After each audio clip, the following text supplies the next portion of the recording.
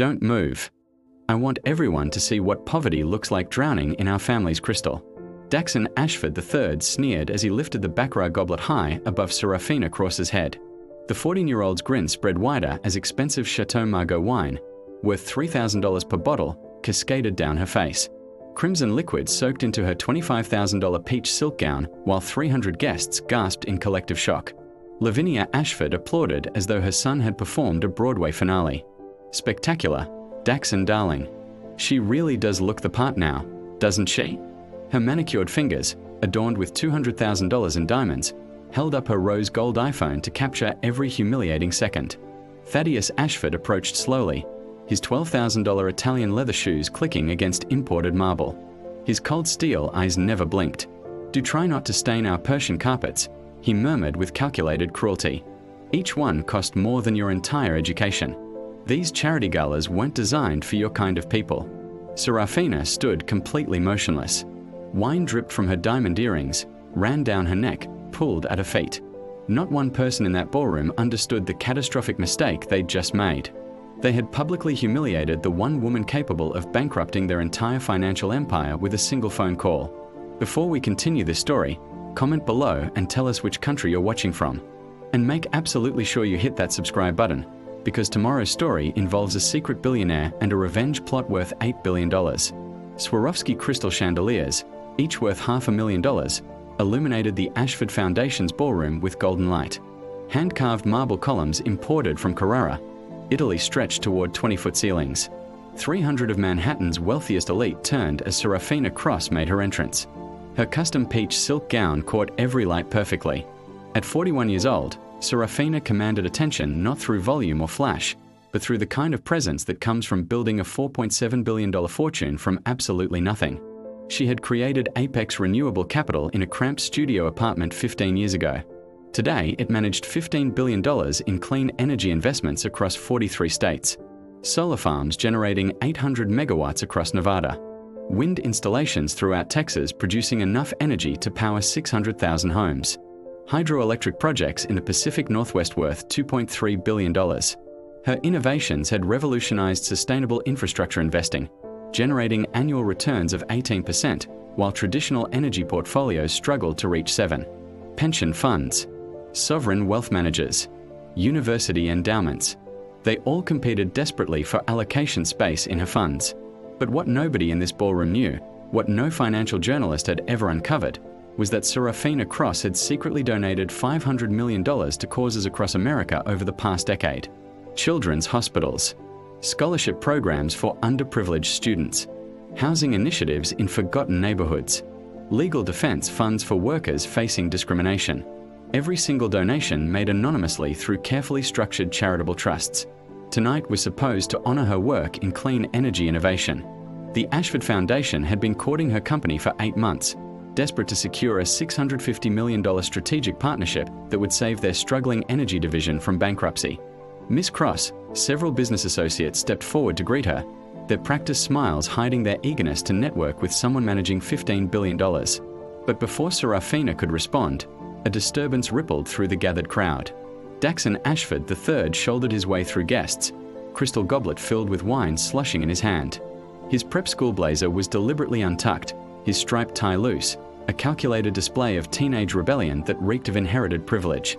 3 of his private school friends trailed behind him, phones already raised and recording. Each boy wore watches worth more than most families earned in a year. Seraphina noticed his approach immediately. Years of navigating boardrooms filled with hostile executives had taught her to read threatening body language from across a room. The boy's smirk told her everything she needed to know about what was coming. "Welcome to our little party," Daxon drawled, rocking back on his heels. His voice cracked with adolescent uncertainty, but his eyes gleamed with malice far beyond his 14 years. "Hope you're enjoying the charity you've received tonight." Before Seraphina could respond, Daxon's arm shot forward with shocking speed. The red wine arced through the air in slow motion. $3,000 per bottle. Chateau Margaux 2015. It splashed across her face and chest with violent force. The expensive peach silk instantly transformed into a spreading crimson stain. Droplets ran down her neck and arms, pattering onto the marble floor that cost $800 per square foot. Gasps erupted throughout the ballroom like a shockwave. Phones appeared from every direction, recording her humiliation from dozens of angles. The distinctive sound of camera shutters filled the air, but it was the laughter that cut deepest. Thaddeus and Lavinia Ashford's distinctive cackles rising above the crowd shock. Not gasps of horror from the parents, not angry reprimands, but genuine, delighted, proud laughter. "Oh, Daxon," Lavinia called out between giggles, her phone steady as she filmed from the perfect angle. "You're absolutely terrible." But her tone carried unmistakable pride rather than any hint of reprimand. Thaddeus's deep chuckle joined his wife's shrill amusement. "Boys will be boys," he announced loudly to their social circle, already spinning the narrative for the cameras. Just a bit of harmless fun at a charity event. Seraphina stood perfectly still, feeling the wine seep into her custom gown, into her carefully styled hair that had taken 2 hours to perfect, into her skin. But decades of being the only black woman in rooms full of hostile white faces had taught her something invaluable. Control.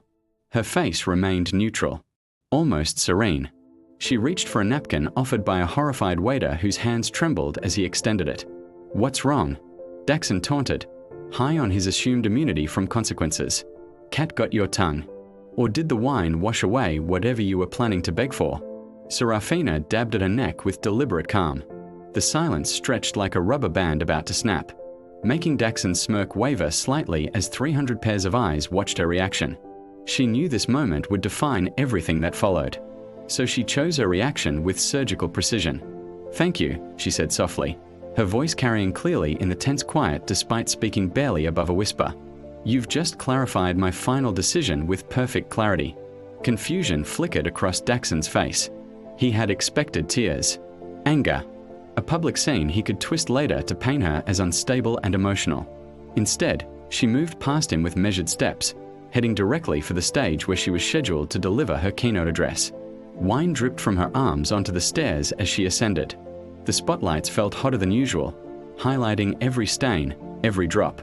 But Seraphina's spine remained straight as reinforced steel as she took her place behind the podium. "Good evening," Seraphina began, her voice steady and clear despite wine still dripping from her hair. Hundreds of eyes locked onto her, dozens of phones still recording every moment. The livestream counter showed 47,000 viewers and climbing rapidly. "I had prepared remarks about partnership, progress, and shared vision for the future of sustainable energy investment. But recent events, occurring just moments ago, require a different message entirely." In the crowd, Thaddeus Ashford's smile began to fade like morning frost under sunlight. He leaned forward slightly, his expensive suit suddenly feeling tight across his chest. Effective immediately, Seraphina continued, each word measured and cutting. "Apex Renewable Capital is terminating all negotiations regarding the proposed $650 million strategic partnership with Ashford Energy Holdings." The ballroom erupted in shocked murmurs that crescendoed into chaos. Thaddeus's face turned an ugly shade of red that clashed with his burgundy tie. Lavinia's phone lowered slowly as the implications sank in like an anchor dropping to the ocean floor.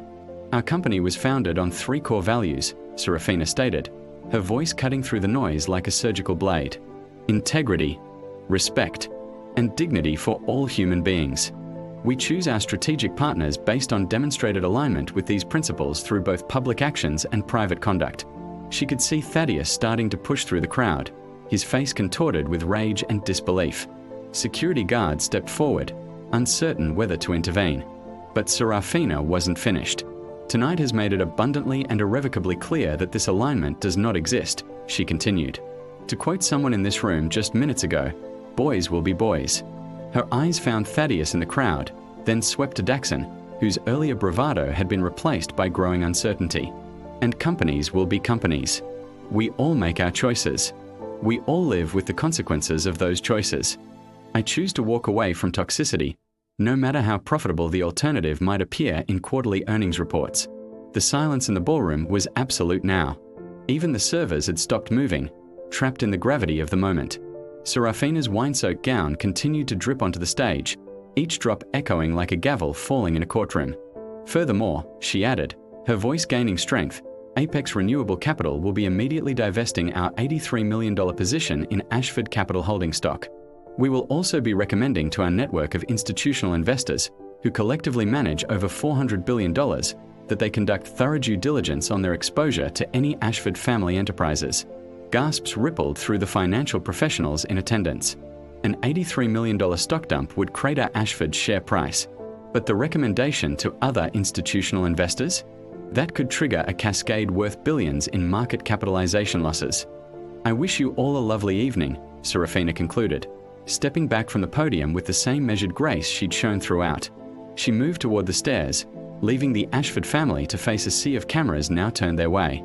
The carefully maintained facade of the family's social dominance cracked visibly. Smartphones lit up across the ballroom with breaking news alerts.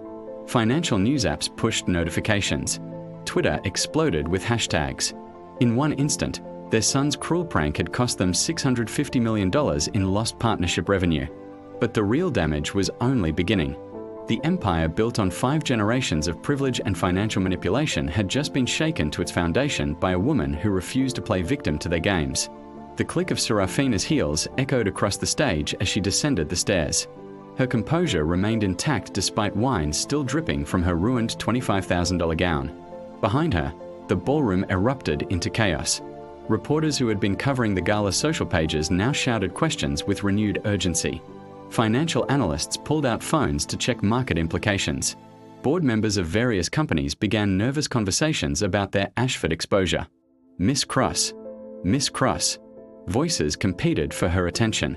Can you comment on the financial impact? Will you pursue legal action? Do you believe this was racially motivated? But Seraphina maintained her steady pace toward the exit, neither hurrying nor hesitating. Each step deliberate, each movement controlled.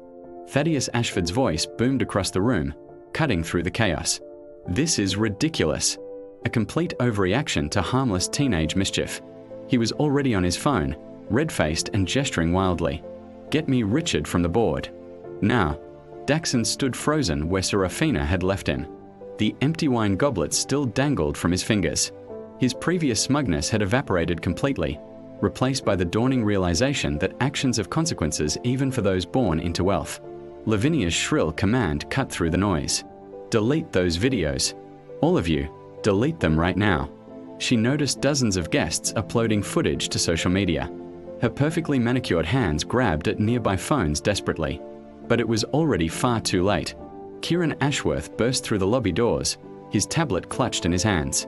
As Apex Renewable Capital's chief strategy officer, he had been monitoring social media feeds and financial markets from the press room. His usually neat appearance was disheveled, tie askew, dark hair falling across his forehead. "Seraphina," he rushed to her side, falling into step as she continued toward the exit. "It's everywhere." The live stream hit 96,000 viewers and it's climbing by thousands every second. Twitter, Facebook, Instagram, TikTok, it's trending across all platforms. "Show me," Seraphina said calmly. Kieran held up his tablet, scrolling through a tornado of notifications. Comments flooded in faster than the screen could refresh. Absolutely disgusting behavior from that entitled brat. Who raises a child to think this is acceptable? That calm reaction though. She's a queen. Time to investigate the Ashford's history with minority employees. $650 million revenge. Respect. Twitter's exploding, Kieran reported, his fingers flying across the screen to capture screenshots. Major news outlets are picking up the story. CNN, MSNBC, Fox Business, Bloomberg, they're all running with it. The clip of you announcing the deal cancellation is trending even faster than the wine incident itself. #AshfordExposed is the #1 trend in the United States right now. They reached the lobby where the gala escort check staff scrambled to assist Seraphina despite their obvious shock at her wine-stained appearance. One young attendant, a black woman barely out of her teens with kind eyes, handed over her wrap with tears streaming down her face. "You showed them, Miss Cross," she whispered, her voice trembling with emotion. "You showed everyone that we don't have to accept their disrespect anymore. My grandmother worked as a maid for families like that. She always told me to keep my head down. But you stood up." Seraphina squeezed the young woman's hand briefly before continuing toward the exit, pressing a $500 bill into her palm. Outside, camera flashes exploded like lightning as journalists swarmed the venue steps. Satellite trucks from every major network lined the street. Reporters shouted questions over each other. "Miss Cross, was this a racially motivated attack? Will Apex Renewable pursue legal action against the Ashford family?"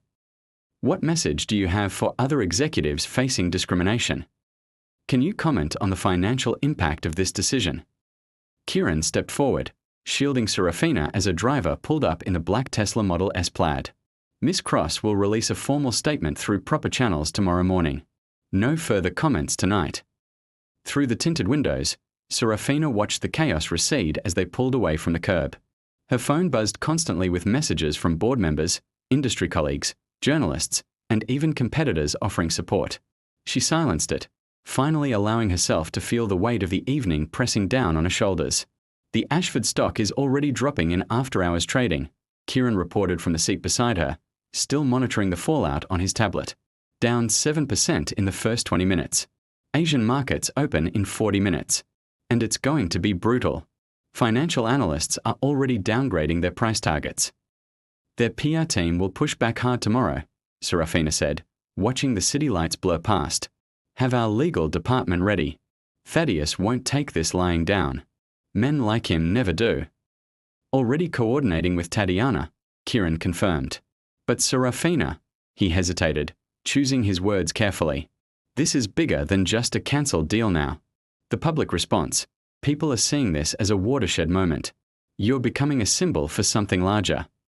She closed her eyes briefly, feeling the dried wine pull at her skin. I never wanted to be a symbol, Kieran. I just wanted to build my company and help people, without dealing with their entitled garbage. The car pulled into her building's private garage, where the security team had already doubled their presence in anticipation of paparazzi. News vans were already setting up outside the main entrance 5 blocks away. The private elevator whisked her to her penthouse apartment, where she finally allowed her shoulders to drop slightly from their rigid posture. Get some rest, Kieran advised, checking his phone one final time. Tomorrow's going to be intense.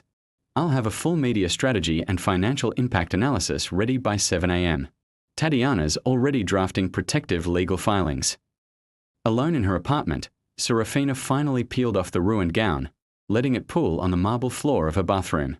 The hot shower washed away the wine, but couldn't erase the memory of those mocking laughs, the entitled sneer on Daxon's face, the dozens of phones recording her humiliation for entertainment. She had just wrapped herself in a silk robe when her phone lit up with an encrypted message from an unknown number. The message read, Miss Cross, my name is Odessa Fairchild.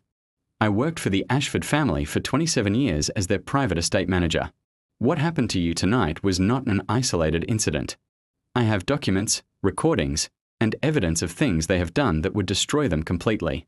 Things they've paid millions to keep hidden. I'm ready to share everything. Please meet with me. It's time someone finally held them accountable. Seraphina read the message twice, noting the precise language and formal tone. This wasn't a crank message from an internet troll seeking attention. Her instincts, honed by years of corporate warfare and high-stakes negotiations, told her this was genuine. She typed a response with careful deliberation. Tomorrow morning, 8 a.m., Café Le Ron on Madison Avenue. Tell the host you're meeting me for breakfast. Come alone. Odessa's reply came immediately. I'll be there. Thank you for standing up to them tonight. You're not alone in this fight anymore. I've been waiting 27 years for someone with the courage and resources to bring them down. Seraphina placed her phone on the nightstand, her mind already mapping out scenarios and strategies. Whatever evidence Odessa held, it was clear this battle with the Ashfords was about to enter an entirely new phase. One that involved not just cancelled business deals, but potentially criminal prosecution and billions in legal liability. The next morning arrived with grey skies and cold wind. Seraphina arrived at Café Le Ron 30 minutes early, choosing a secluded corner booth away from windows. The small French bistro, tucked away on a quiet side street, was a carefully selected location. Private enough for sensitive conversations, but public enough to ensure safety. She had already swept the area with her security team, noting only 2 other patrons absorbed in their laptops and morning coffee. At precisely 8 a.m., Odessa Fairchild entered. Despite her 74 years, she moved with purposeful dignity, her silver hair neatly styled, her clothing pressed to perfection. Habits ingrained from decades of service. The weathered brown leather satchel she carried looked heavy against a slight frame, sagging with the weight of whatever secrets it contained. Seraphina stood to greet her, noting the straight spine and clear eyes that suggested a woman used to bearing witness without breaking. Thank you for coming, Mrs. Fairchild. Please, call me Odessa. Her voice was soft but steady as she settled into the booth across from Seraphina. After what I witnessed last night, broadcast across every news channel and social media platform, I couldn't stay silent anymore. That boy, she shook her head slowly, sadness and anger mixing in her expression, just like his father at that age. Same cruel smile. Same certainty that rules and consequences don't apply to people like them. The waiter approached, but Seraphina waved him off with a polite gesture. This conversation required privacy. Odessa placed the satchel on the table between them, her weathered hands resting protectively on its worn surface. I started keeping records my very first week working for them, she began, unclasping the bag with practiced movements. The way they spoke to household staff, especially people of color, I knew immediately I needed proof. Nobody would believe it otherwise. They are too powerful, too connected, too wealthy to be questioned. She withdrew a stack of leather-bound journals, their pages yellowed with age and covered in precise handwriting.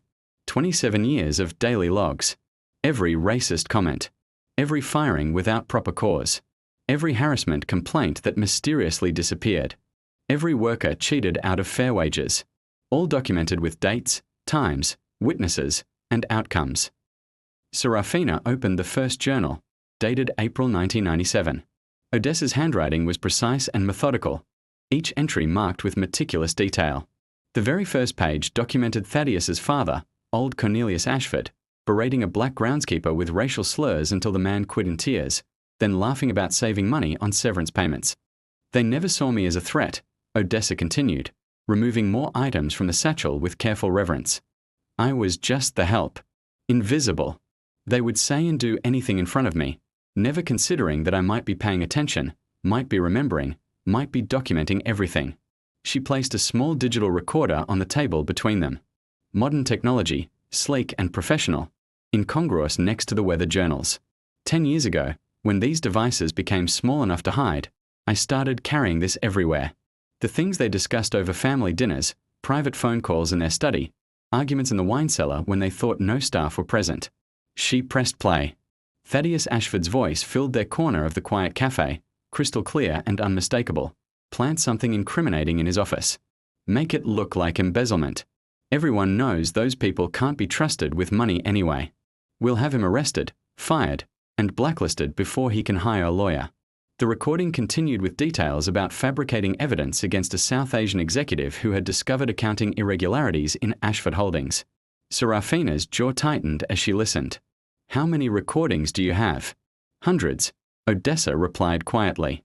But that's not all. Not even close. She produced a thick manila envelope stuffed with photographs. Private parties where drunk executives made openly racist jokes. Board meetings where they discussed crushing competitors through illegal means. Family gatherings where they laughed about exploiting legal loopholes to avoid taxes. The things they would brag about breaking, Odessa said, spreading photos across the table. The deals they would boast about manipulating. The people they would mock for being too ethical or too poor to fight back. They spent the next 3 hours reviewing documents in chronological order. Odessa's meticulous organization revealed patterns of discrimination, financial manipulation, and calculated cruelty spanning nearly 3 decades. Photos showed Thaddeus's father teaching young Thaddeus to mock household staff, encouraging his worst impulses from childhood. More recent images captured Thaddeus doing the same with Daxon, perpetuating cycles of entitlement and cruelty across generations. But this, Odessa said, finally withdrawing the thickest folder from her satchel, this is what you need most of all. She spread out internal financial memos and accounting documents, bank transfer records, offshore account statements, tax filings that didn't match internal records. They've been embezzling from their own company for years, she explained, pointing to specific transactions highlighted in yellow. That $650 million deal with your company? They needed it desperately to cover hundreds of millions in missing funds before the next quarterly audit. Without your partnership capital injection, the whole scheme unravels within weeks. Seraphina studied the papers with her trained eye for financial analysis, quickly spotting the careful manipulation of numbers. Shell companies in the Cayman Islands. Fake consulting fees. Phantom real estate transactions. They were going to use our clean energy partnership, she said slowly, anger building in her voice, to hide their theft and fraud. Money that should have gone to developing renewable infrastructure, instead laundered to cover their crimes. More documents emerged like cards from a magician's deck. Correspondence proving the Ashfords had destroyed evidence in discrimination lawsuits. Forged signatures on settlement agreements. Bribes paid to officials to make problems disappear. Odessa had photographed every page, recorded every conversation, preserved every scrap of proof with an archivist's dedication. Thaddeus Jr.'s gambling debts, Odessa explained, pointing to casino receipts and wire transfers. $47 million lost at private poker games and sports betting over 3 years. Lavinia's shopping addiction, another stack of receipts. $2.3 million annually on luxury goods, charged to company accounts disguised as business expenses. Private jets they claimed were for business, actually used for family vacations. Hidden properties purchased with embezzled funds. Bribes to keep other scandals quiet. They've built their entire lifestyle on other people's broken dreams and stolen money. Why now? Seraphina asked gently, watching Odessa's weathered hands tremble slightly as she organized the evidence. After keeping this for so long, after bearing this weight alone for 27 years, why come forward today? Odessa's hands stopped moving. She looked up, tears gathering in her kind brown eyes behind her reading glasses. My granddaughter sent me that video last night, she said, her voice cracking with emotion. Watching you stand there with wine dripping down your face while they laughed like it was the funniest thing they'd ever seen. She pressed her lips together, gathering strength. I saw myself 30 years ago, she continued. Staying quiet while they hurt people. Staying silent while they destroyed lives and careers. Staying invisible to keep my job and protect my family. But seeing you refuse to break down, refuse to cry, refuse to give them the satisfaction, watching you stand on that stage and take away their victory in front of 300 witnesses, it woke something in me that I'd buried too deep for too long. She wiped her eyes with a napkin, decades of suppressed emotion finally surfacing.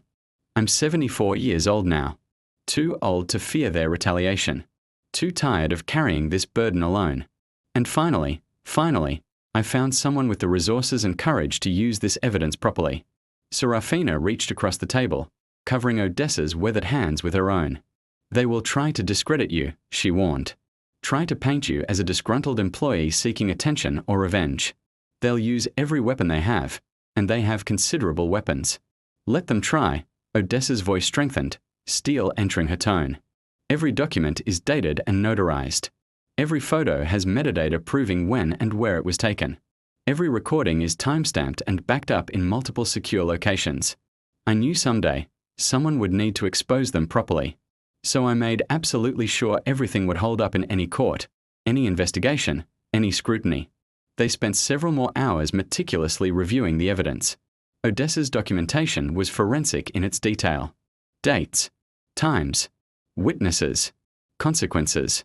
She had even tracked former employees who were forced out, documenting their struggles to find new jobs after the Ashfords systematically blacklisted them across the industry. They destroy lives for sport, Odessa said, showing Seraphina a photo of 6-year-old Daxon throwing food at a maid while his parents applauded in the background. They raise their children to think cruelty is their birthright, that other human beings exist only for their amusement or service. As afternoon light filled the cafe, Seraphina finally sat back, processing the magnitude of what lay before her. This wasn't just ammunition for a corporate fight. This was evidence of decades of criminal behavior that had gone unchecked because of wealth, influence, and carefully cultivated connections. I will protect you, Seraphina promised, meeting Odessa's steady gaze with unwavering determination. We'll do this right. Every document verified by forensic accountants. Every recording authenticated by digital experts. Every piece of evidence triple-checked by the best legal team money can buy. And then, she continued, her voice hard as diamonds, we'll bring it all into the light.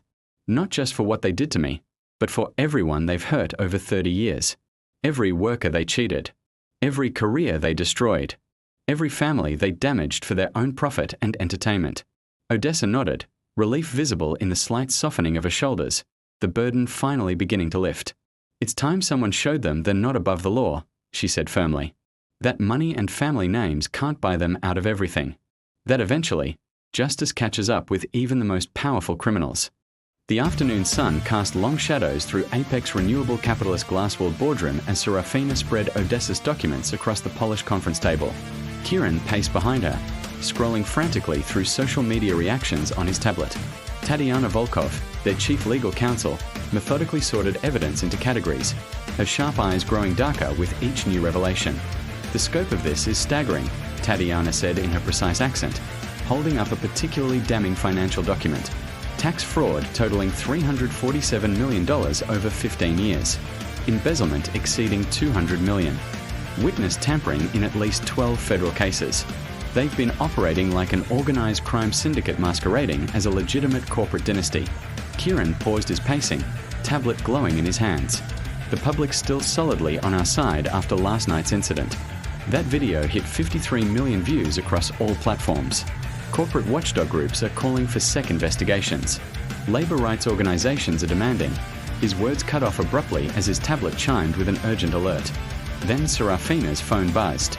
Then Tatiana's. A cascade of notifications flooding all their devices simultaneously. "Breaking news," Kieran said, his voice tight with sudden tension.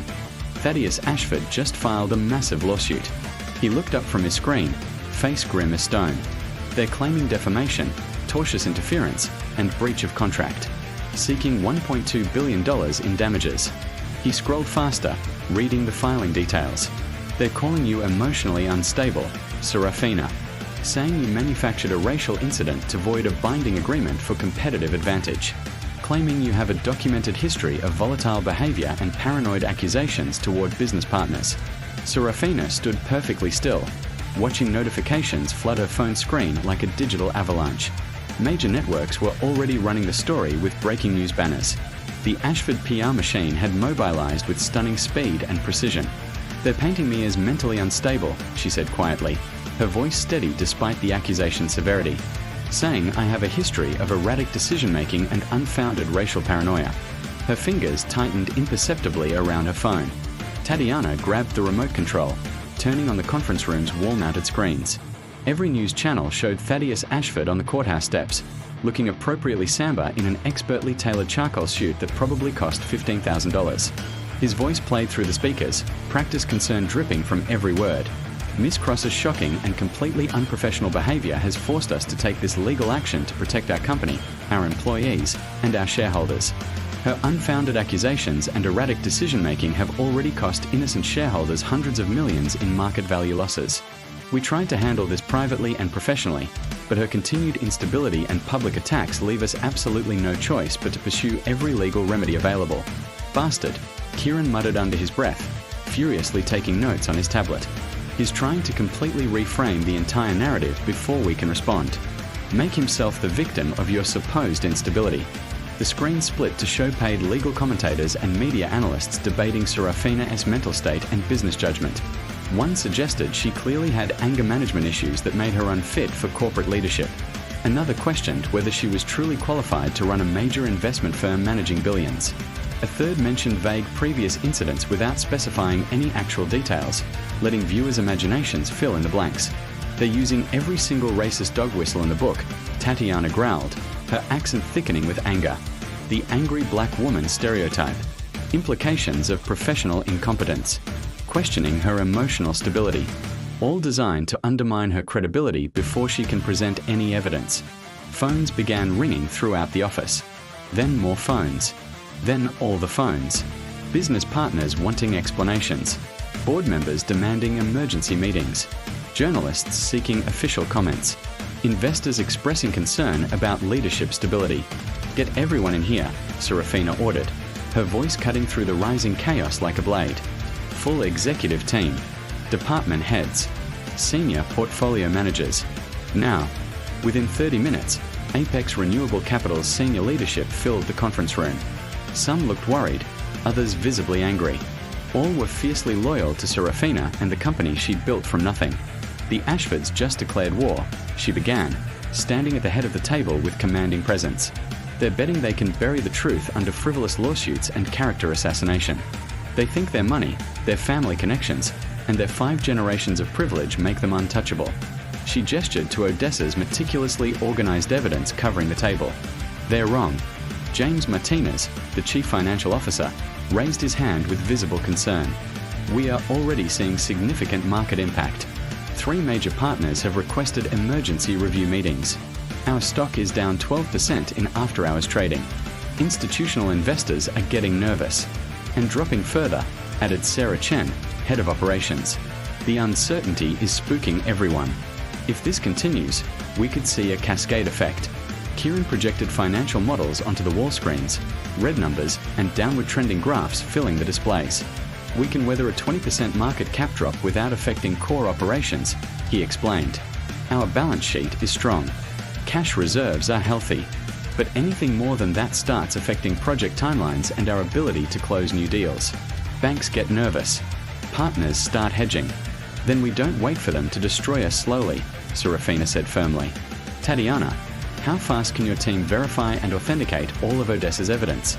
I've already got 3 separate legal teams working around the clock, Tatiana replied, pulling up her own documents on the screens. Initial assessment shows everything is authentic and admissible. The recordings are clean and unaltered. The paper trail is solid and corroborated. The financial documentation matches independent records. Give me 48 hours to have everything triple-checked by forensic accountants, digital authentication experts, and independent verification specialists. We'll have an absolutely bulletproof case. The room's energy shifted palpably as Seraphina outlined their counteroffensive strategy. They would release the evidence systematically, building an irrefutable case that even the most biased media couldn't ignore. Odessa would be protected by the best security money could buy. Every claim would be backed by multiple independent sources. Every accusation supported by documentary evidence. They think they can silence us with legal threats and media manipulation, Seraphina continued, her voice gaining strength. But truth doesn't need spin doctors or public relations firms. It just needs sunlight and platforms to broadcast it. Heads nodded around the table. Someone started clapping. Soon the entire room joined in, a spontaneous show of support and solidarity that made Seraphina's throat tighten with unexpected emotion. The emergency meeting continued past midnight. Teams coordinating legal responses. PR departments crafting counter narratives. Security protocols being upgraded to protect both the company and Odessa. Financial teams modeling various scenarios. Legal departments preparing offensive filings. Through it all, Seraphina remained focused and commanding, directing resources and adjusting strategies as new attacks emerged from the Ashford camp every hour. Finally, close to 1 in the morning, she returned to her penthouse apartment. The city light sparkled below her floor-to-ceiling windows, beautiful and distant and uncaring.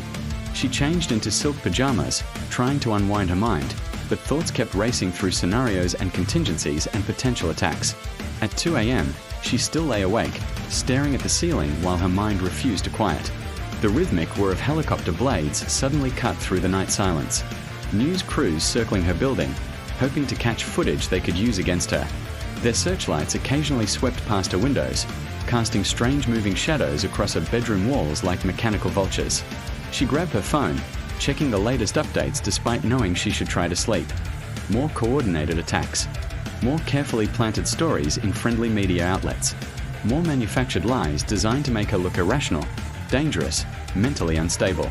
The Ashfords were mobilizing every resource in their considerable arsenal, calling in every favor accumulated over 5 generations, spending millions on lawyers. And PR firms, determined to destroy her completely before she could expose their decades of crimes. The helicopters grew louder, their blades chopping through the darkness with relentless mechanical precision. Seraphina watched their lights dance across the ceiling, remembering Odessa's words about staying quiet in the face of systemic injustice. But she wasn't staying quiet. She wasn't backing down. She wasn't giving them the satisfaction of seeing her break. Let them circle, she thought, watching the searchlights sweep past. Let them watch. Let them waste their resources on intimidation. The truth was coming, and all their billions couldn't stop it once it was properly documented and released. The helicopters continued their relentless orbit, filling the night with mechanical heartbeat sounds. But Seraphina closed her eyes, finally finding a cold resolve that felt almost like peace. Tomorrow, the real fight would begin. The coordinated attack came faster and more brutally than even Tatiana had predicted. At 3:47 p.m., every major news network interrupted regular programming simultaneously. Breaking news banners flashed across screens nationwide. There was Daxon Ashford III, sitting beside famous interviewer Mitchell Grant in a professionally lit studio, tears streaming down his face in a performance worthy of an Oscar nomination. "I was so scared," Daxon sobbed convincingly, his voice cracking with manufactured emotion. His expensive designer suit had been carefully chosen to make him look even younger and more vulnerable than his 14 years. She cornered me backstage before the gala even started. She said if our family didn't give her company exactly what she wanted, she would destroy us completely. Her exact words were, "I will burn your family's legacy to the ground." Mitchell Grant leaned forward with practiced sympathy, his face a mask of professional concern for vulnerable youth. "That must have been absolutely terrifying for you, Daxon. You're just a child, and she's a powerful CEO with billions of dollars at her disposal." "I didn't know what to do," Daxon whimpered, dabbing his eyes with a monogram handkerchief. "She was so aggressive and threatening. So angry. That's why I acted out like I did. I was just scared and confused and trying to protect myself somehow."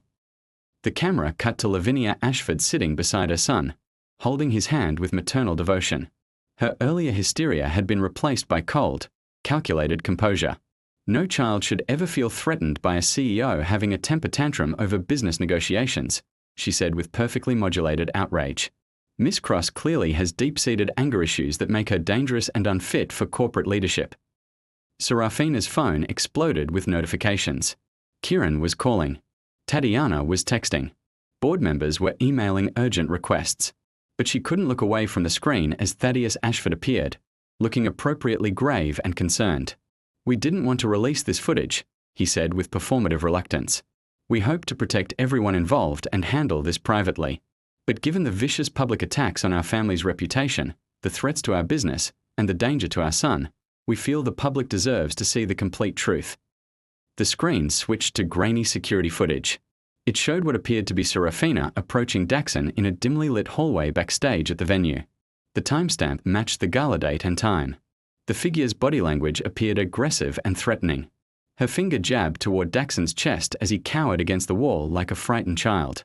"Our security team enhanced the audio," Thaddeus continued. A distorted voice played over the footage, clearly edited but designed to sound authentic. "Going to teach you and your whole family what happens when you mess with me. Your parents will regret ever crossing my path." Seraphina's stomach lurched violently. She had never spoken to Daxon before the wine incident, had never even seen him backstage. The footage was completely fabricated, digitally manufactured using sophisticated editing software. Her phone kept buzzing relentlessly. She finally answered Kieran's call with trembling fingers. "It's everywhere," he said, his voice tight with barely controlled panic. "Every single platform. Social media is completely split now. Half are calling it obvious manipulation, but the other half, Seraphina, people are questioning everything. Seraphina threatens child is trending #1. Ashford victim is trending #3. That video is completely fake," Seraphina said, her voice harder than titanium. "I never approached that boy before he assaulted me publicly." "I know," Kieran said. "But Seraphina, Titanium Solutions just released a statement. They resuspending all contracts with Apex Renewable pending a full independent investigation into your conduct and mental stability." Seraphina's breath caught. Titanium Solutions was their biggest client, representing $430 million in annual contracted revenue. Without their business, Apex would lose nearly 30% of quarterly income. Her other line beeped urgently. It was Tatiana. "The board is calling an emergency session," the lawyer reported, her accent thick with stress. "They're scheduling a formal vote on your leadership position. Tomorrow at 10 a.m. This is moving faster than any hostile takeover I've ever seen." Outside Seraphina's penthouse, car doors slammed in rapid succession. Voices shouted. She moved to her window and saw reporters swarming her building's entrance like locusts. Police cars lined the street, but officers simply watched passively as photographers climbed over her garden walls and trampled expensive landscaping. Her security system chimed with multiple alerts. The exterior cameras showed more people gathering in the back alley. Someone threw something at her wall, the impact echoing through the building. Miss Cross, her personal security guard, called through the intercom system, voice urgent. "You need to step away from the windows immediately. We cannot guarantee your safety if you remain visible to the crowds outside." The interview was still playing on every screen. Daxon was crying even harder now, his performance escalating perfectly for maximum sympathy. "I just want her to leave my family alone," he sobbed into his mother's shoulder. "We never did anything to her. We just tried to include her in our charity event. And she threatened me because she didn't get her way in business." Lavinia stroked his hair with practiced maternal concern, her eyes glistening with crocodile tears. First, she tried to intimidate a 14-year-old child, she said for the cameras. Then she fabricated horrible lies about our company and family when he defended himself. She's clearly emotionally unstable and completely unfit to run any corporation, let alone one managing $15 billion of other people's money. Seraphina's personal phone lit up with a text from her mother. "Baby, are you okay? Please tell me you're safe. I'm seeing such horrible things on the news. Please call me." Before she could respond, a crash interrupted everything. Breaking glass. Shouts from her security team. Red and blue police lights suddenly strobed through her windows like a nightclub from hell. Her guard's voice was now urgent and commanding. "Someone just broke through the perimeter security. We need to move you to the secure panic room now." Seraphina let them guide her downstairs to the reinforced safe room. As they passed her front door, she saw what had been spray painted across the expensive mahogany in dripping red paint: vicious racial slurs. Threats. Hate speech so ugly it made her physically ill. The police finally moved forward, but only to form a protective line around the media crews filming everything. No one was arresting the vandals. No one was stopping the photographers from documenting her defaced home for tomorrow's headlines. Her phone kept buzzing with cascading news alerts: Brightwave CEO accused of threatening minor, Morton empire built on intimidation tactics, investors question Apex leadership fitness, board to vote on removing unstable CEO. Inside the panic room, multiple security screens showed feeds from cameras around her property. She watched strangers trample her gardens, destroy her property, debate her character and sanity on live television. The falsified security video played on repeat across every news channel, getting grainier and more distorted with each share, the lies spreading faster than truth ever could through social media algorithms designed for engagement over accuracy. Her private line rang. The board chairman's number.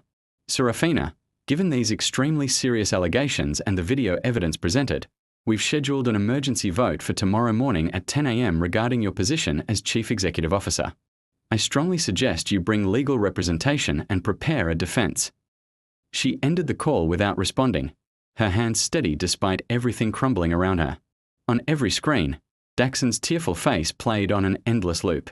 The doctored footage showed that shadowy figure who was in her threatening a child who had actually assaulted her publicly. The truth was being systematically buried under an avalanche of manufactured evidence and weaponized white tears. Alone in her fortified room, surrounded by screens showing the destruction of everything she'd built over 15 years, Seraphina Cross, the woman who had never broken, never backed down, never let them see even a crack in her armor, finally allowed herself one moment of pure despair. She slid down the wall slowly, her shoulders shaking with silent sobs that came from a place deeper than anger or frustration. The screens kept flickering with police lights, camera flashes, endlessly looping footage of a crime she'd never committed. Outside, voices shouted for her downfall, her removal, her complete destruction. Inside, decades of accumulated pain and discrimination and fighting to be taken seriously finally broke through her carefully maintained walls. The false security video played again and again and again. Each time the lies grew more convincing in the court of public opinion. Each time her truth felt smaller, weaker, further away from mattering. In the darkness of her panic room, surrounded by the evidence of how quickly a reputation could be destroyed, Seraphina Cross wept. But even as tears fell, even as her chest heaved with suppressed emotion, a small flame of defiance still burned. They hadn't won yet. Seraphina's eyes snapped open in the dim panic room at exactly 5:47 a.m. Her neck ached from sleeping against the reinforced wall. For a moment, the humiliation of breaking down the night before felt overwhelming. But then, like a switch flipping, the familiar spark of defiance reignited in her chest. She'd managed barely an hour of real rest, but adrenaline was already coursing through her veins like electricity. A gentle knock echoed through the reinforced door. "Miss Cross," her head of security called. "Mr. Ashworth and Ms. Volkov are here with their teams." Seraphina smoothed her wrinkled clothes and checked her reflection in her phone's dark screen. Even after everything, she wouldn't let them see her disheveled or defeated. Let them in. Kieran burst through the door first, his usually pristine Tom Ford suit rumpled from working through the night. He carried 3 tablets and a laptop, all displaying different data streams. "I've been analyzing their media strategy," he said immediately, setting up equipment on the panic room's built-in desk. The timing of their video release. The specific platforms they chose. The coordinated amplification across friendly media outlets. It's too perfect, too synchronized. They've been planning this coordinated assault for weeks, probably since we first started partnership negotiations. Tatiana entered more slowly, carrying her own laptop and a thick folder of documents. Her usually perfect appearance showed signs of an all-nighter, but her eyes were sharp and alert. "I brought breakfast," she said, setting down a bag of pastries and a thermos of strong coffee. "You cannot fight a war on an empty stomach.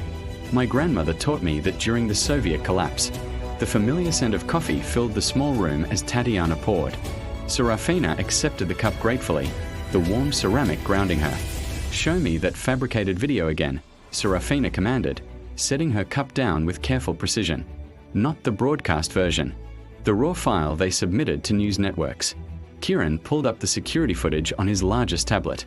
They watched in concentrated silence as the grainy figure supposedly representing Seraphina confronted Daxon in that shadowy hallway.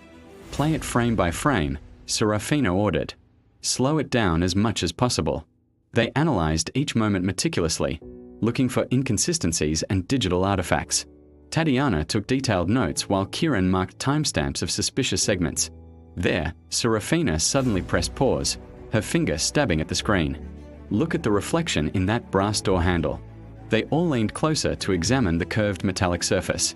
In the reflection, the hallway was clearly empty except for a cleaning cart and some stacked chairs. No people. No confrontation. Nothing.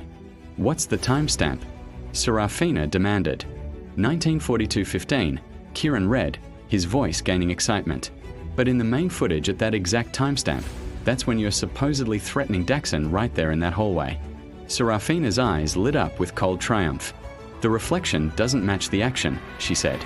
They digitally inserted figures into existing empty hallway footage using motion capture or CGI, but they forgot to manipulate the reflective surfaces. The brass handle shows the actual empty hallway at that exact timestamp. Tatiana smiled grimly, making rapid notes. Sloppy work. They rushed the fabrication to get ahead of Odessa's real evidence. "Get me everything you can about the venue security system," Seraphina told Kieran with renewed energy. "Installation dates, maintenance records, hardware specifications, camera positions and angles, original vendor contracts. And I need the absolute best digital forensics expert money can hire," she continued. "Someone who can testify about video manipulation in federal court. Someone with credentials so impeccable that even a hostile jury would have to believe them." "Already on it," Tatiana said, typing rapidly on her laptop. "I have 3 candidates. All have testified in major criminal cases. All have spotless reputations." Her phone buzzed with new information. The SEC just announced formal investigations into both Apex Renewable and Ashford Capital Holdings, she reported, citing serious concerns about corporate conduct and financial disclosures on both sides. Kieran looked worried, but Seraphina stood straighter. "No," she said firmly. "They're not trying to drown us in regulatory paperwork.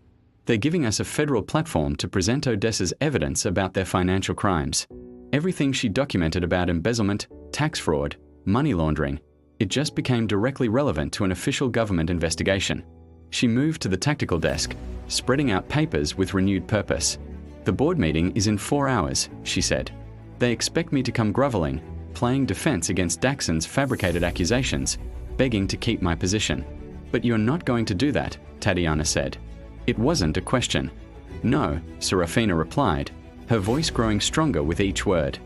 "I'm going to present our complete counteroffensive strategy. Full disclosure of Odessa's 27 years of documented evidence. Technical proof that their video was digitally manipulated. Documentation of their coordinated media manipulation campaign. Financial analysis showing their desperation to hide embezzlement." Her voice gained the commanding edge that had built a billion-dollar company. They thought they could bury the truth under a crying child's performance and a fake security video. They were catastrophically wrong. Kieran was already typing furiously on his tablet. "I'll start calling friendly journalists immediately. We need to line up coverage that can't be killed by Ashford influence or advertising pressure." "Good," Seraphina nodded. "But I want something bigger than just friendly media coverage. Something they absolutely cannot edit, spin, or suppress." She paused for dramatic effect, then declared, "I want a live press conference tomorrow morning. No delays." No pre-recorded statements they can fact-check and prepare counter-narratives for. Just me speaking directly to the world in real time with all evidence displayed. Tatiana touched her arm gently. They will try to stop you. They might even try to physically harm you or get injunctions. They already tried intimidation last night, Seraphina replied, gesturing to the security feeds showing her vandalized home. They threw everything they had at me. Fake evidence, media manipulation, threats, hate crimes. She met their eyes with unwavering determination. I broke down last night, yes. I cried. I felt defeated. But I got back up. That's what they don't understand about people like us who've had to fight for everything. We've been getting knocked down and getting back up our entire lives. It's what we do. She turned to Kieran. Get me the biggest venue available for a press conference. I want capacity for every major network and independent journalist. No press passes for anyone tied to Ashford Holdings or their known media allies. Full security sweep before we start. Metal detectors. Credentialing. The works. What about the board meeting this morning? Kieran asked, concern crossing his face. I'll give them their vote, Seraphina said firmly, her jaw set. But first, I'll show them exactly what's coming in the next 48 hours. They can either stand with me while we expose decades of criminal corruption, or they can try to replace me and watch their stock price evaporate when I release everything independently as a private citizen with nothing left to lose.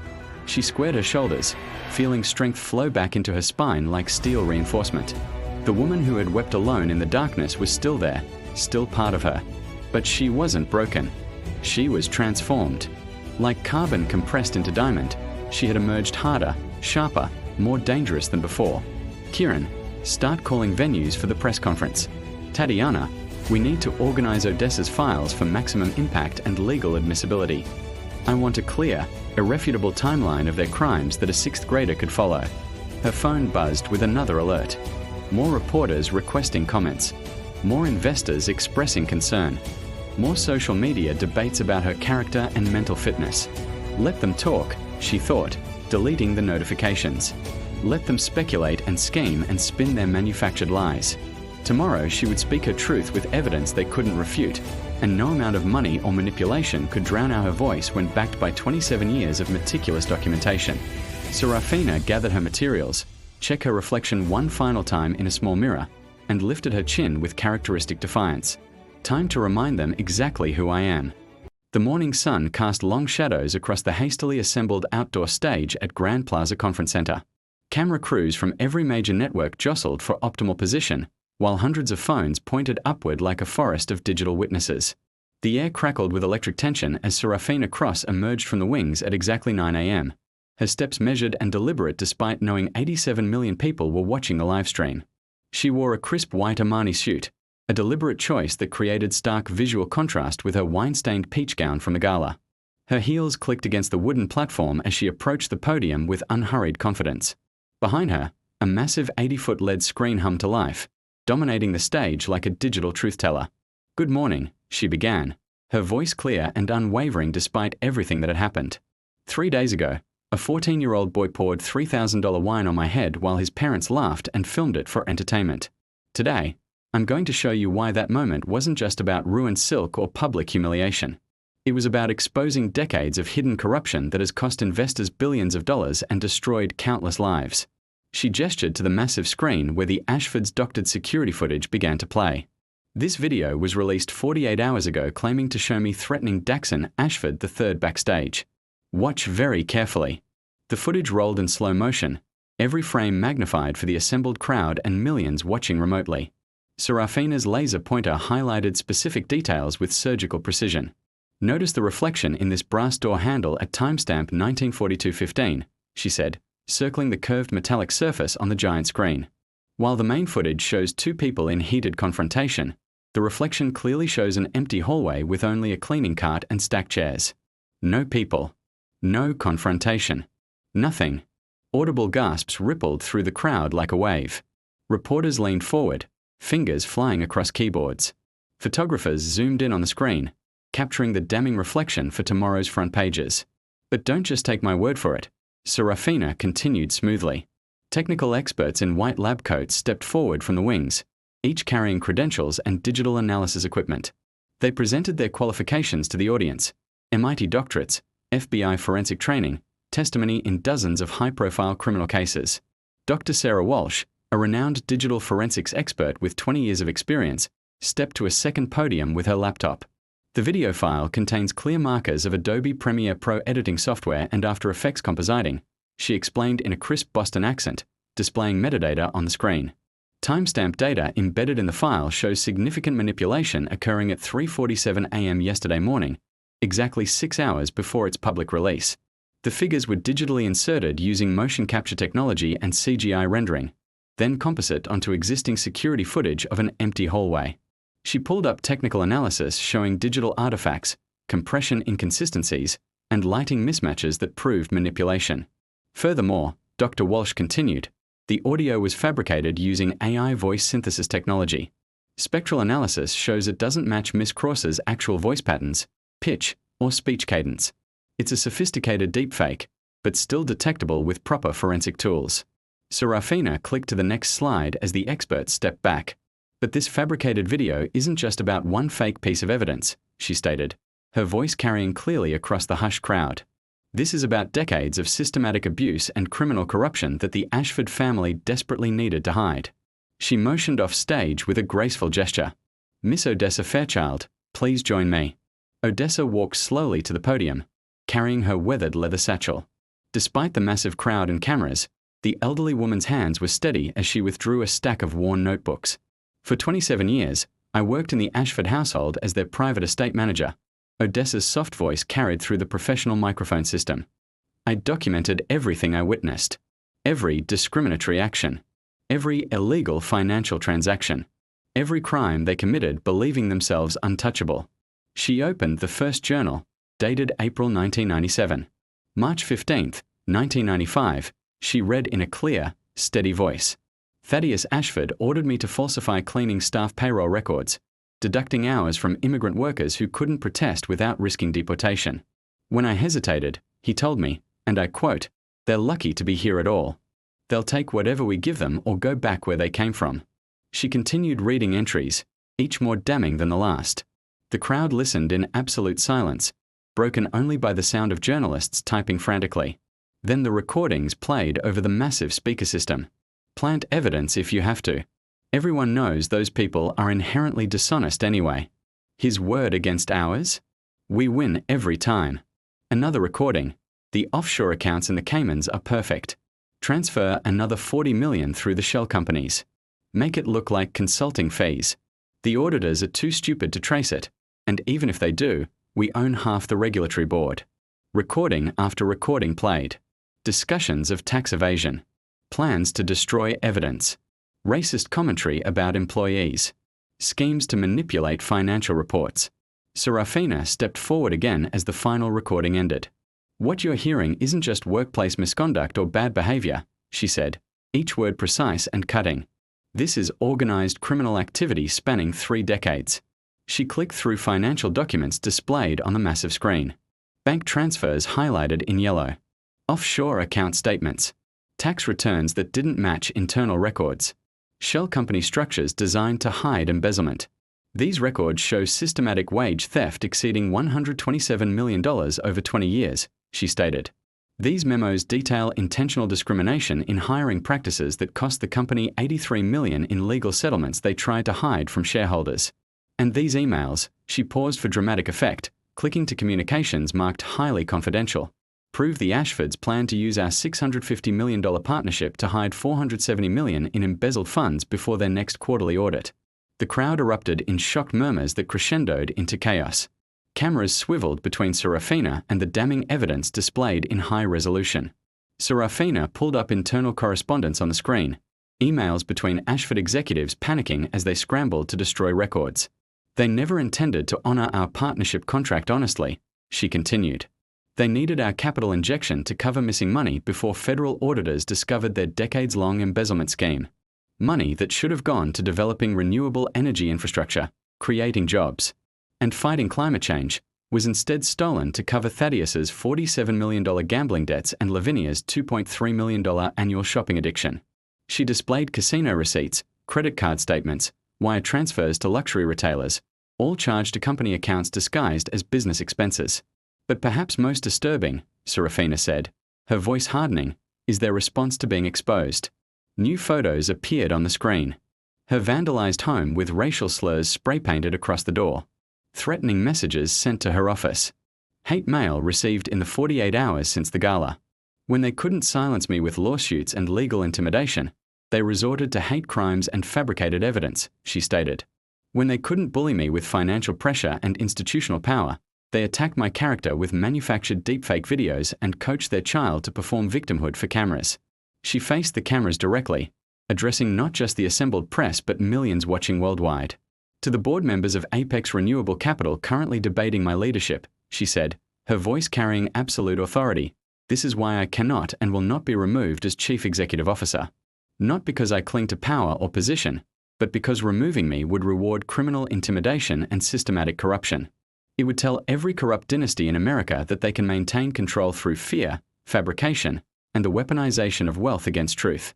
The silence in the plaza was now absolute. Even the camera operators had stopped adjusting their equipment, trapped in the gravity of the moment like planets orbiting truth. Seraphina's wine-soaked gown from 3 nights ago appeared on screen beside her current crisp white suit, a powerful before and after that needed no explanation. I stand here today not just as Seraphina Cross, CEO of Apex Renewable Capital, she declared, her voice resonating with power. I stand as every person who has been told to stay quiet in the face of injustice because speaking up might cost them everything. Every worker who has been cheated by employers who believed wealth put them above consequences. Every professional whose voice has been silenced by those with more money and connections. Odessa stepped forward again, placing a final stack of documents on the podium with reverent care. "These are copies of everything," the elderly woman announced. "All evidence has been provided to the Securities and Exchange Commission, the Department of Justice, the Internal Revenue Service, and the Federal Bureau of Investigation. Criminal referrals have been filed. Civil lawsuits are being prepared. Everything is now part of official federal investigations." As if choreographed by fate itself, dark vehicles with federal markings appeared in the distance, heading directly toward Ashford Capital Holdings headquarters visible on the horizon. News helicopters immediately pivoted to follow them, splitting coverage between Seraphina's press conference and the unfolding federal action. Seraphina noticed the vehicles but kept her focus on the assembled press. "The time for backroom deals and buried truths is over," she said with absolute finality. "Every document presented here today is being made publicly available on a secure website. Every recording will be posted for independent verification. Every piece of evidence can be examined by anyone who wants to confirm its authenticity." She gathered her materials, standing tall and unshakable. "Let other corporations take note," she concluded. "You cannot hide corruption behind manufactured outrage and fake victimhood. You cannot bury justice under false accusations and deepfake technology. You cannot intimidate truth into silence when people finally find the courage to speak and the platforms to be heard. Thank you for your attention. There will be no questions at this time, as all evidence is now part of active federal criminal investigations."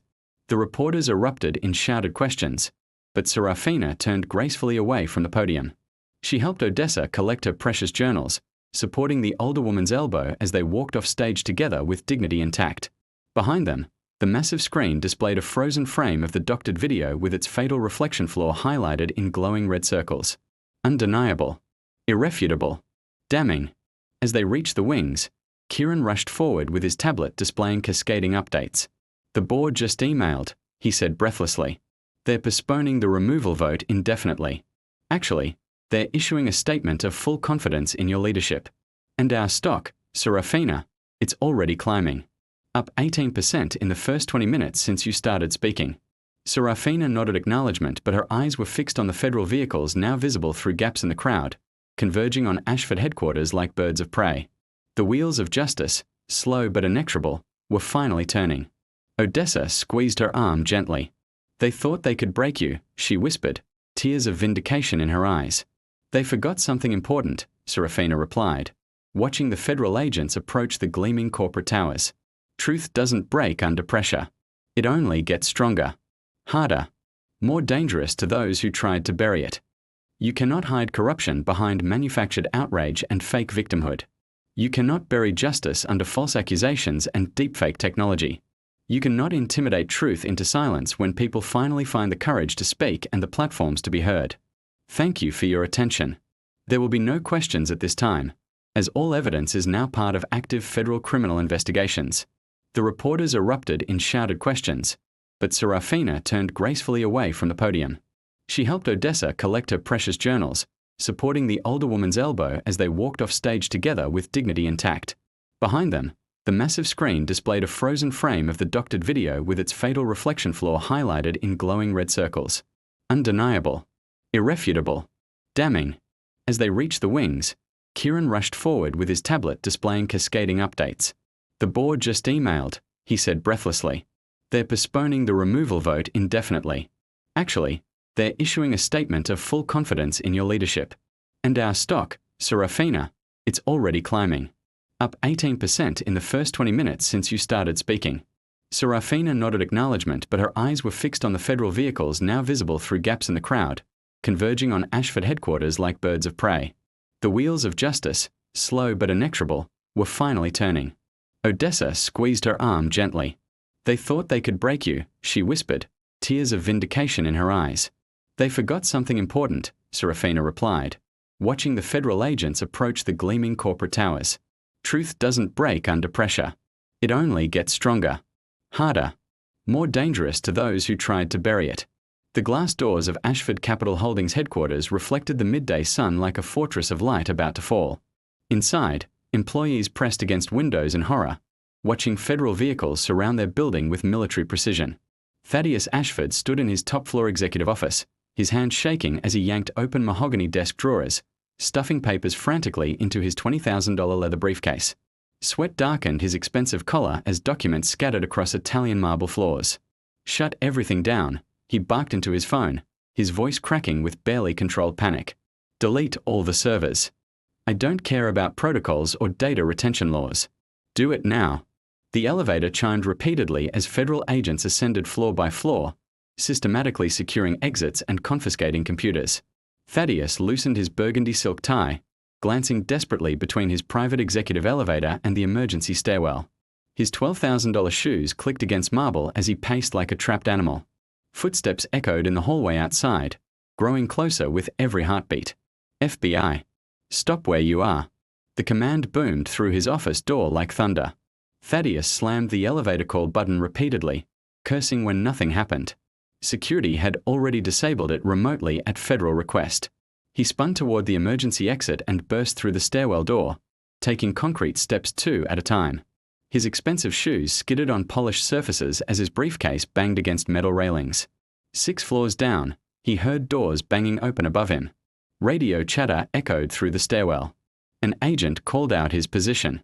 Thaddeus's breathing came in ragged gasps as he descended faster, legs burning, heart pounding against his ribs.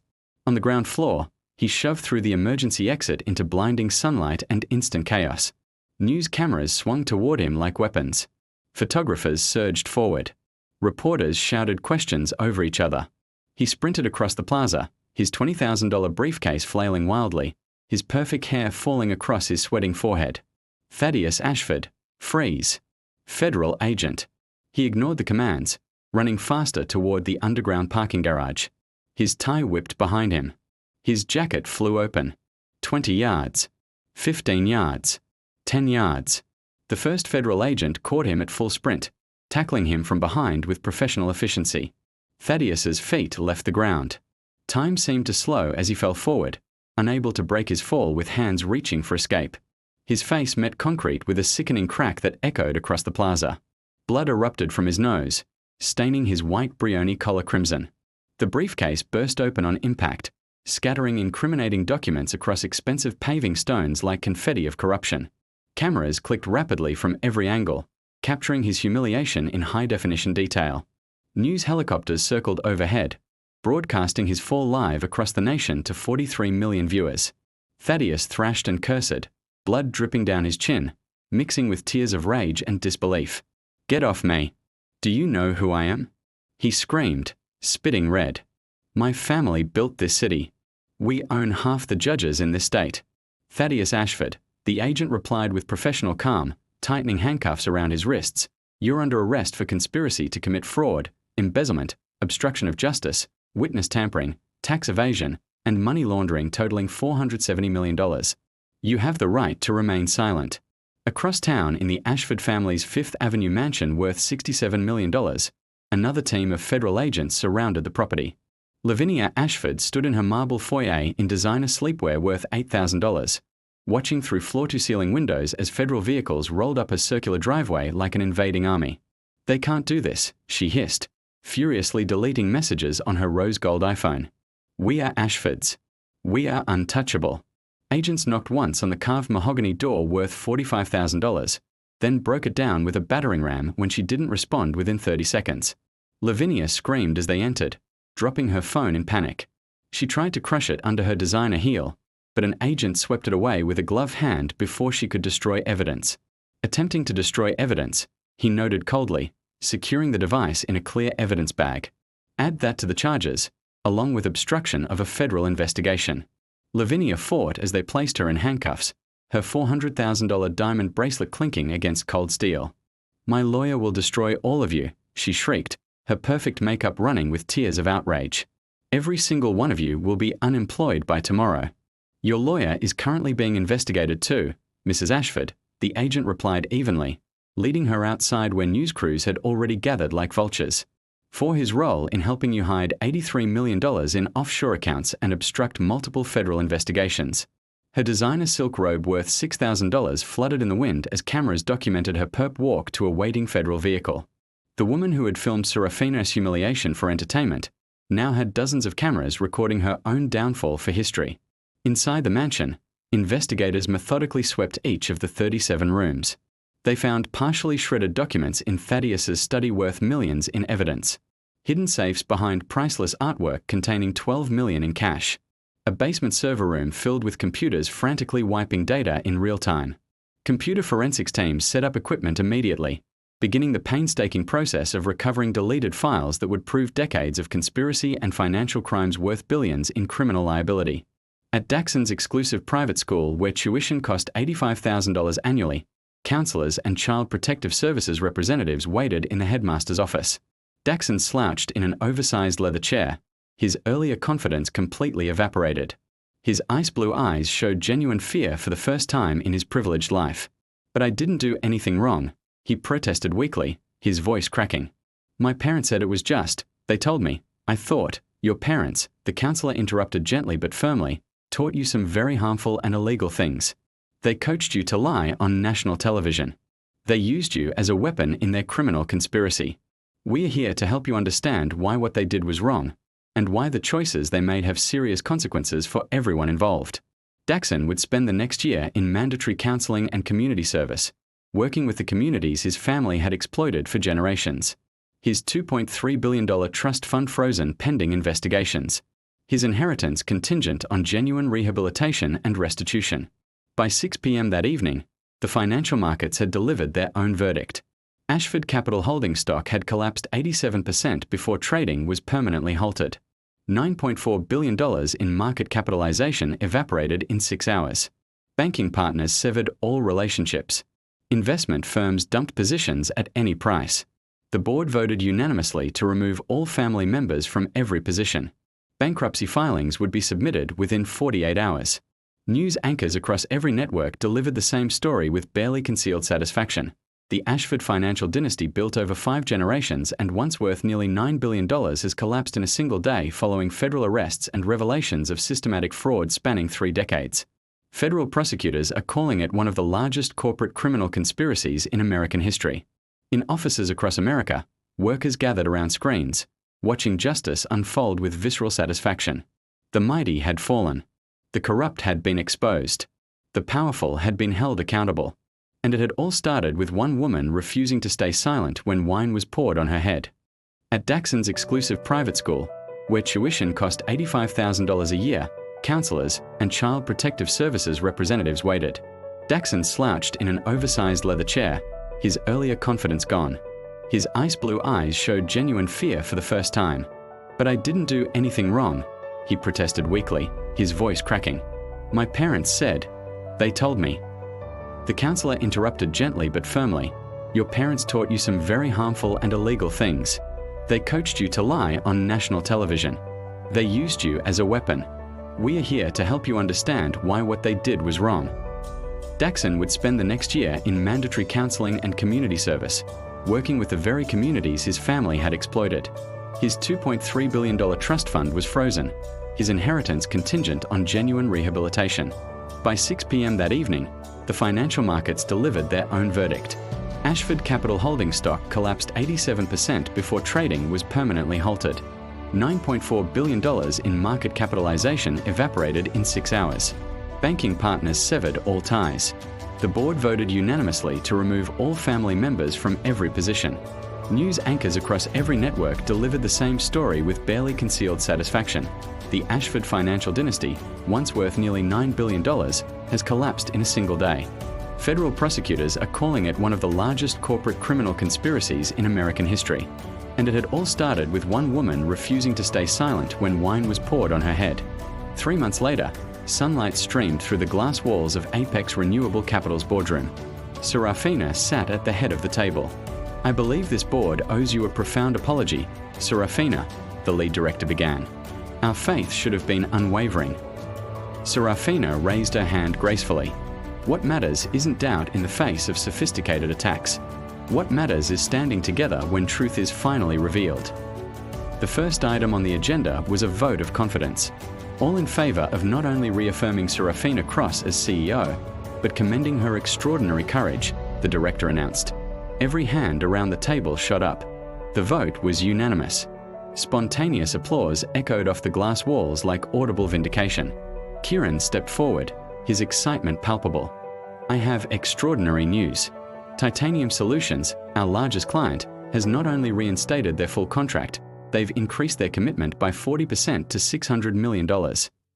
He pulled up a quote from their CEO. "Ms. Cross's unwavering integrity demonstrates exactly the kind of ethical leadership we want in our partners." Relief swept through the boardroom. Additionally, Kieran continued, "We've received 43 new partnership proposals worth a combined $4.7 billion. Many specifically mentioned being impressed by our ethical stance. Standing up to corruption has become our most valuable brand asset." Seraphina studied the proposals carefully before speaking. "Remove Constellation Tech and Riverside Energy from consideration," she said firmly. "Their environmental and labor records don't meet our standards." A board member hesitated, but Constellation's offer alone is worth $800 million. "Our integrity isn't negotiable at any price," Seraphina replied, her voice absolute. "That's what fundamentally separates us from the Ashfords. This principle is non-negotiable." Every head nodded in agreement. "But there's one more matter of critical importance," Seraphina said, walking toward the corner of the room where Odessa Fairchild sat as an honored guest. Apex Renewable Capital wouldn't exist today without Odessa's extraordinary courage. Her dedication to truth, her meticulous documentation. These actions didn't just bring down decades of corruption. They reminded all of us what integrity looks like when it costs something real. Seraphina's voice filled with emotion. "Therefore, I'm establishing the Odessa Fairchild Whistleblower Protection and Justice Fund with an initial commitment of $100 million from Apex." Tears streamed down Odessa's face as the board rose in a unanimous standing ovation. 27 years of silent suffering had been transformed into a permanent legacy of justice. 6 months after the Gala incident, an engraved invitation arrived. The Civil Rights Alliance was honoring her with their Lifetime Achievement Award. The ceremony would be held in the exact same ballroom where Daxon Ashford had poured wine over her head. Full circle. 1 week later, Seraphina stood outside those same grand ballroom doors. She smoothed her shimmering midnight blue gown, took a deep breath, and nodded to the attendants. The doors swung open. 1,000 faces turned toward her.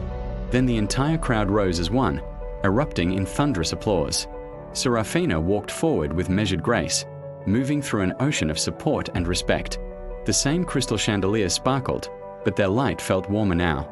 The same marble floors echoed, but they carried her toward triumph. In the front row, Odessa sat, her eyes bright with pride. After accepting her award, Seraphina stood at the same podium where she had started everything. "One night in this very room," she began, "a 14-year-old boy thought he could pour expensive wine on my head and face no consequences. His parents thought they could laugh and face no accountability because 5 generations of privilege had taught them they were untouchable." She paused. But true power isn't inherited. True power comes from refusing to accept injustice, not just for ourselves, but for everyone who has ever been told to stay quiet, to make themselves smaller. This award doesn't mark an ending, she continued. It's a reminder that justice is a constant choice to stand firm when it costs something. The Ashford family thought they could break me. Instead, they helped launch a movement for corporate accountability that will outlast their family name by generations. After the ceremony, Seraphina found Odessa in a quiet corner. Did you ever imagine that night would lead to all this? Odessa asked softly. Seraphina shook her head. You were the one who showed me individual courage could become collective transformation. Odessa smiled. We both kept meticulous records. Together, our combined evidence told a complete truth that even unlimited money and power couldn't suppress. It was time to leave. Seraphina had faced a trauma, reclaimed its meaning, and transformed private shame into a public catalyst for change. She hugged Odessa goodbye and made her way toward the exit. The same brass doors that had witnessed her humiliation now opened onto a future she had helped create. Seraphina Cross walked through them with her head high, each step echoing with hard-earned authority and unshakable dignity. If you enjoyed this story of justice, courage, and transformation, leave a like to support the channel. Subscribe so you never miss our next powerful story about standing up to corruption and claiming your power. On screen, I've selected 2 special stories about vindication and courage, just for you. Have a wonderful day.